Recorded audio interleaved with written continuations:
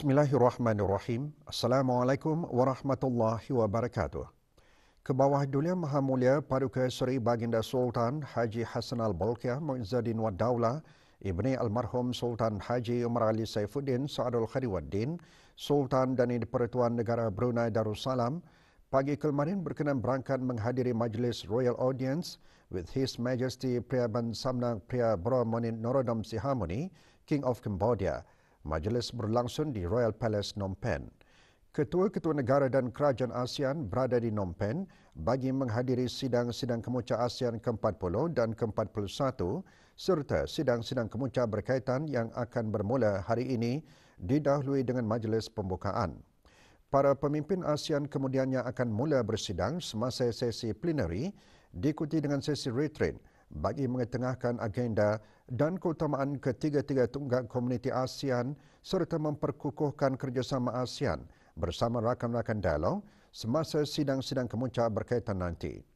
Kemboja selaku pengerusi ASEAN bagi tahun 2022 menghoskan sidang kemuka ASEAN tersebut kali ketiga selepas menjadi tuan rumah pada tahun 2002 dan 2012. Sejurus berangkat tiba di Royal Palace, Kebawah Dulia Maha Mulia dialulukan oleh His Majesty the King of Cambodia. Baginda kemudiannya disertai oleh ketua-ketua negara dan kerajaan ASEAN lainnya bagi majlis Royal Audience bersama His Majesty the King of Cambodia. Semasa majlis ini, Kebawah Dulia Maha Mulia menzahirkan penghargaan kepada His Majesty the King of Cambodia serta rakyat Kemboja atas sambutan dan layanan mesra terhadap baginda dan delegasi negara Brunei Darussalam semasa berada di Phnom Penh.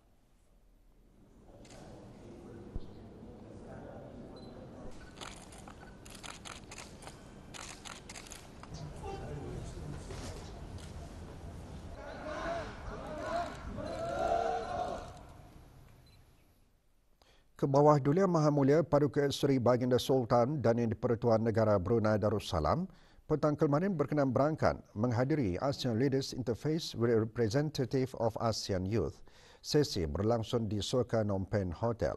Sesi merupakan sebuah platform bagi pemimpin-pemimpin ASEAN dalam menyampaikan hasrat mereka terhadap para belia serta bagi para belia untuk mengongsikan usaha-usaha dan sumbangan-sumbangan masing-masing ke arah pembangunan serantau.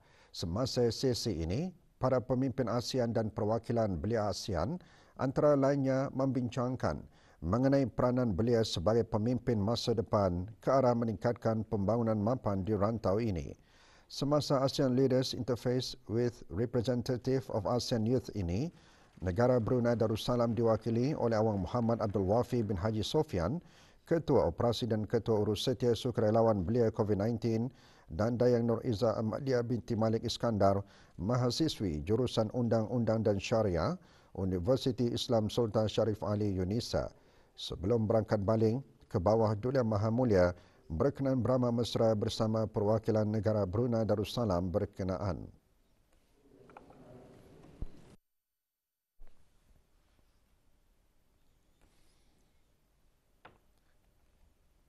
Maqasid Asy-Syariah, konsep dan aplikasi bagi perancangan ke arah masa depan yang mapan dan berdaya tahan antara kertas kerja yang dibentangkan semasa seminar bersama ke arah masa depan lestari dan mapan. Seminar berlangsung di Pusat Persidangan Antarabangsa Berakas. Kertas kerja pertama antaranya menerangkan keperluan penelitian kontemporari dan rohaniah bagi mewujudkan persekitaran yang mementingkan kesejahteraan penduduk selaras dengan konsep negara Melayu Islam Beraja. Manakala penceramah daripada Indonesia menekankan strategi perbandaran berdaya tahan ASEAN ASUS, inisiatif utama di bawah Pelan Indo Kesaling Hubungan ASEAN 2025. Juga disentuh perancangan berkanun dimajukan dengan baik dan berkembang dari semasa ke semasa untuk memenuhi jangkaan.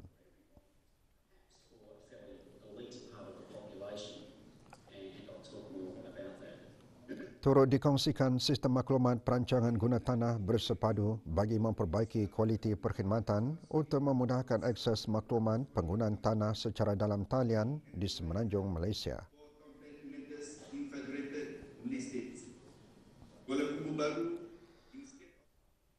Kementerian Pembangunan memahami infrastruktur digital dan utility blok bangunan asas yang membolehkan bandar-bandar dilengkapi dengan teknologi yang berkesan.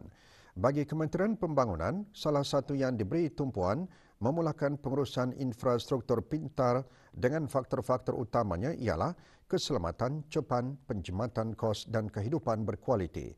Perkara ini dijelaskan oleh Setiausaha Tetap bagi Infrastruktur, Perumahan dan Profesional Kementerian Pembangunan dalam ucap tama semasa seminar bersama ke arah masa depan lestari dan mapan. Seminar diadakan bersempena dengan sambutan Jubli Emas Jabatan Perancang Bandar dan Desa.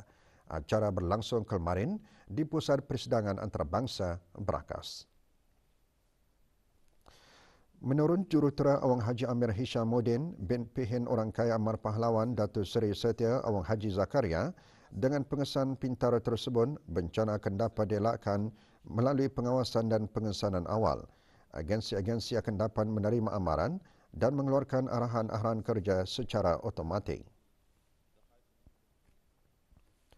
Majlis diselajurkan dengan pembentangan kertas kerja di bawah segmen tematik kelima, iaitu inisiatif bandar-bandar pintar dengan tajuk Infrastruktur Info Telekomunikasi. Prospek bagi inisiatif bandar-bandar pintar disampaikan oleh Awang Tan Bun Sin, Pegawai Urusan Pihak Berkuasa Industri Teknologi Info Komunikasi Negara Brunei Darussalam, AITI, menjelaskan peranan AITI dan inisiatif bagi mengukuhkan infrastruktur bagi sokongan ke arah negara pintar. Sementara itu, Dayang Raini binti Mat Yasin, Pegawai Urusan Data di Pusat Kebangsaan Kerajaan (EGNC), membincangkan mengenai inisiatif Hub Maklumat Kebangsaan. Inisiatif tersebut sebagai salah satu projek Digital Economy Council flagship yang menjadi tulang belakang ekosistem ekonomi digital. Pembentangan mengenai sistem maklumat geografi GIS prospek bagi inisiatif bandar-bandar pintar oleh Agung Prabowo, Ketua Pegawai Teknikal Syarikat Sri Maya Technologies dan Communications menyentuh mengenai GIS. Inisiatif tersebut akan sedia bagi analisis, visual, modal dan sistem sokongan keputusan.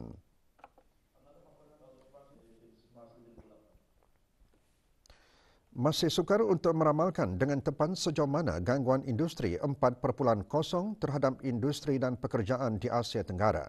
Hasil penyelidikan baru-baru ini mengenal pasti kekurangan tenaga kerja yang berkemahiran merupakan halangan bagi pembangunan masa depan ekonomi negara-negara ahli ASEAN dan keupayaan bagi menggunakan potensi industri 4.0 untuk pertumbuhan yang mapan. Timbalan Setiausaha Tetap Pengajian Tinggi Kementerian Pendidikan berucap demikian pada majlis penutupan bengkel dan program latihan serantau kesediaan institusi-institusi TVET bagi revolusi industri 4.0 di Asia Tenggara.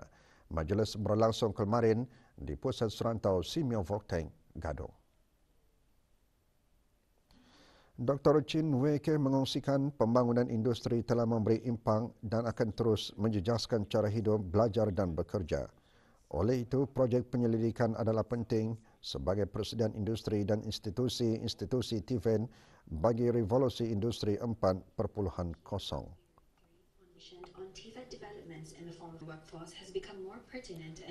Majlis diteruskan dengan penyampaian sijil. Seramai 24 orang daripada 9 negara-negara ahli SIMEO menyertai bengkel yang diadakan secara dalam talian pada bulan September. Manakala bengkel kedua diadakan selama 3 hari bagi kerja lapangan.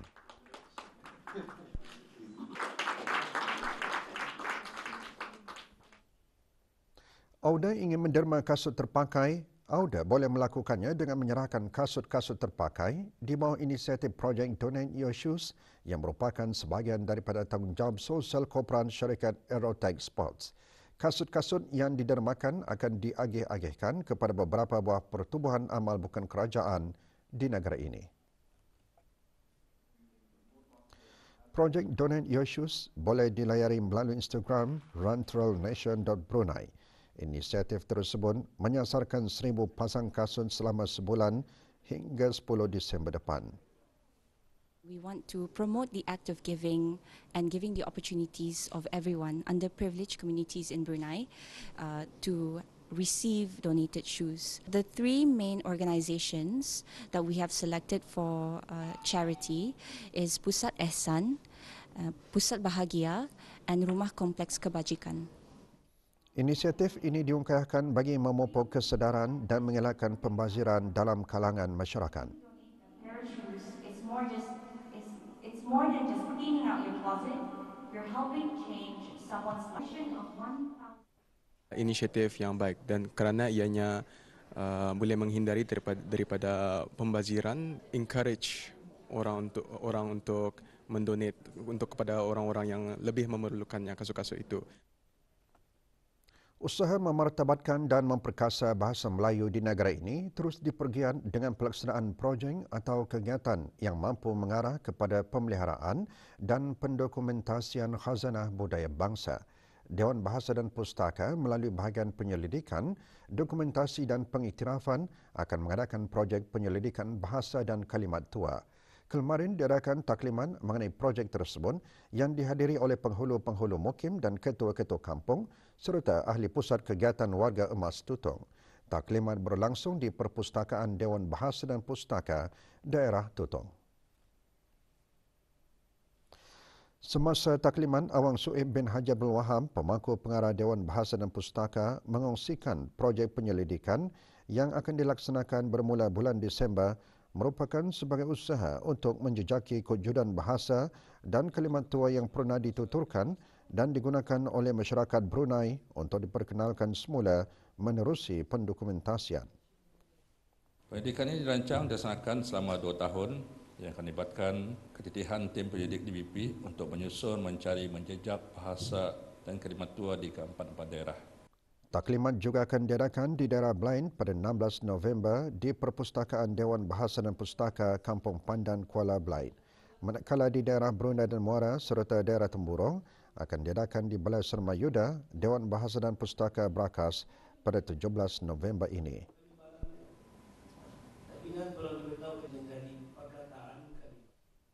513 bakal graduan Institut Pendidikan Teknikal Brunei IBTE menyertai Majlis Khatam Al-Quran sempena Majlis Convocation kali ke-30.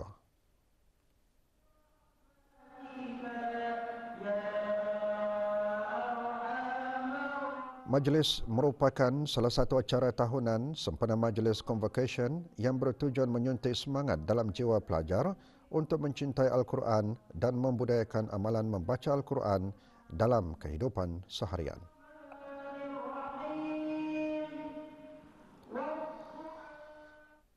Tiga 30 peserta terdiri daripada da'i bertauliah Majlis Ugama Islam Brunei yang menyertai bengkel pengucapan umum memperolehi banyak pengalaman berkaitan cara dan teknik yang berkesan dalam pengucapan umum. Bengkel berakhir dengan majlis penutupan dan penyampaian sijil kepada peserta. Bengkel selama perharian dikendalikan oleh Pusat Dakwah Islamiah melalui bahagian penyebaran dakwah yakni ceramah bertujuan melahirkan bakal da'i tempatan yang berkebolehan dan sekaligus menjadi pelapis da'i pada masa akan datang. Bengkel disampaikan oleh Dr. Haji Nuralizam bin Haji Ali Akbar, Dekan Fakulti Syariah Kolej Universiti Perguruan Ugama Seri Begawan Kupu SB. Semasa bengkel, para peserta juga diberikan bimbingan asas bagaimana membuat persediaan menjadi seorang da'i yang memiliki kredibiliti dan syahsiah.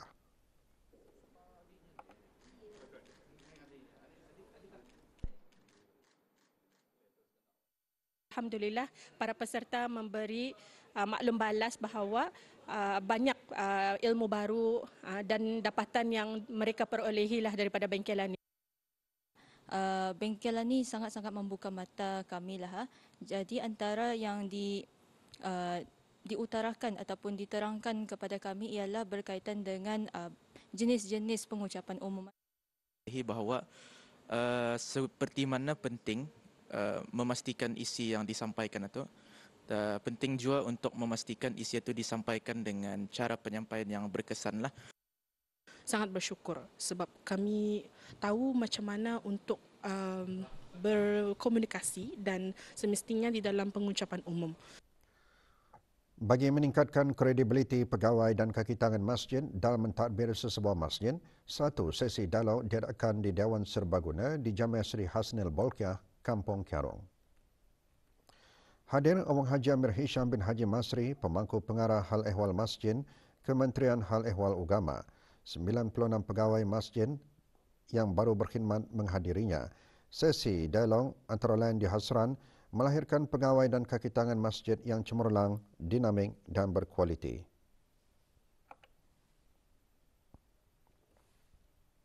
...26 belia berumur 18 hingga 35 tahun yang menyertai kursus kepimpinan Pergerakan Belia 2022, pengurusan projek belia menerima sijil kursus yang mengetengahkan pengenalan asas pengurusan projek belia. Penyampaian sijil disempurnakan oleh Dayang Umi Kalsum binti Haji Abdul Karim, Pengarah Belia dan Sukan. Kursus anjuran Jabatan Belia dan Sukan diadakan selama 2 hari bermula 9 November di Pusat Belia Daerah Temburong dengan rakan strategik Persatuan Society for Community Outreach dan Training. Beberapa orang peserta mengongsikan pengalaman yang diperolehi semasa kursus.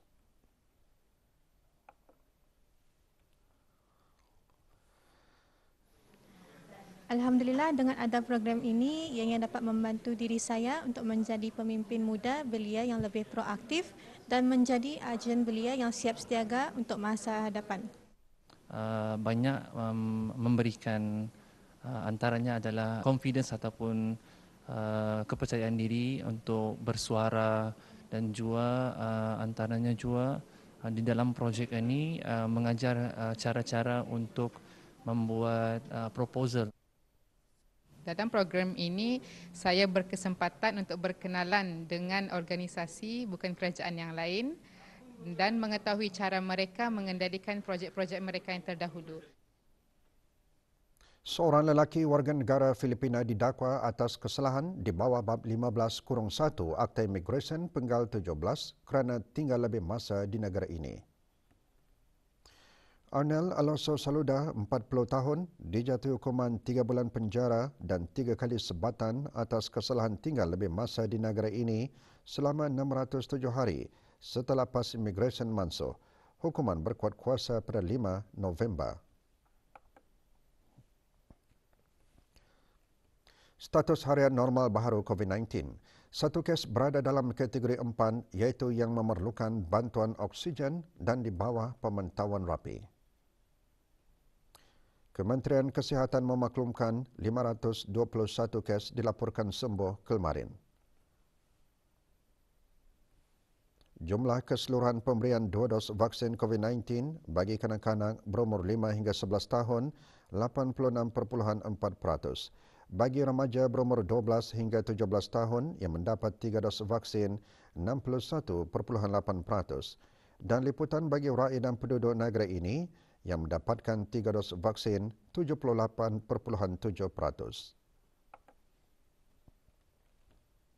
Sejak penubuhan Sekolah Rendah Haji Tarif, pelbagai program diungkayahkan bagi meningkatkan tahap pendidikan, pengajaran dan pembelajaran berkesan dan berkualiti. Nama Sekolah Rendah Haji Tarif diambil bersempena dengan nama seorang tokoh yang berasal dari Kampung Tamoi Tengah. Bersempena dengan 50 tahun penubuhan sekolah tersebut, sambutan Jubli Emas diadakan kemarin.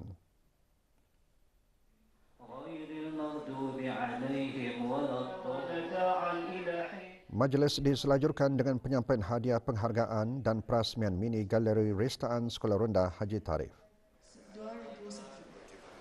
Beliau merupakan mantan guru besar pada tahun 2008. Alhamdulillah, sejak tahun 2019, dari tahun ke tahun pencapaian PSR meningkat bagi grade A hingga C. Hinggalah tahun lepas pencapaian terbaik kami bagi grade PSR grade A to C.